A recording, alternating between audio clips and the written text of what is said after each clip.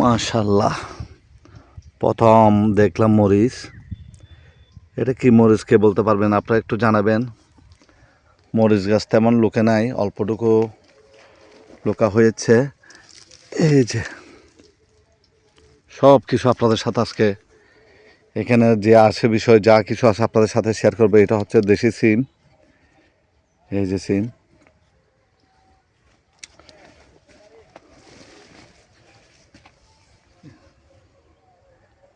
এখানে মানুষজন খুবই কম। সব আজকে আপনাদেরকে দেখাবো দেশি মরিচ। মাশাল্লাহ, একটা মরিচ গাছে মহান আল্লাহ তাআলা কি দিতে পারে, সব কিছু দিতে পারে। দেওয়ার মালিক হচ্ছে একমাত্র আল্লাহ তাআলা। ভরপুর করে দিছে আল্লাহ তাআলা মরিচ, যতটুকু করছে এতটুকু আলহামদুলিল্লাহ। আয় হায়, সরিষা ফুল দেখছেন আপনারা? সরিষা ফুলের মধু অনেক টেস্ট, খেতে অনেক ভালো।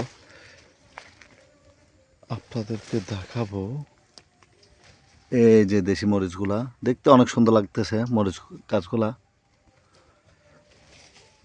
মাশাল্লাহ, ওহ রে, সাবধান সাবধান, এখানে গাছগাছালা ভাঙলে আবার সমস্যা।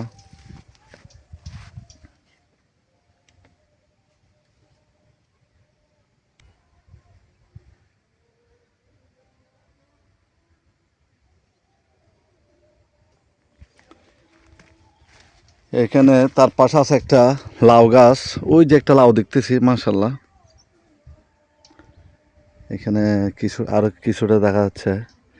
এই যে ছোট ছোট লাউ।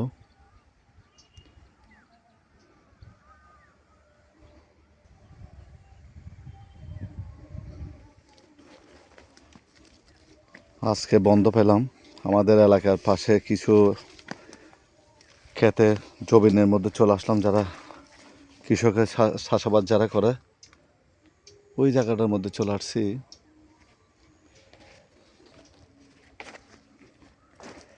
এই যে দেখেন, কার ফেভারেট একটু আপনারা কমেন্টস করে জানাবেন। এই লাউগুলো কে খেতে ভালোবাসেন। মাশাল্লাহ,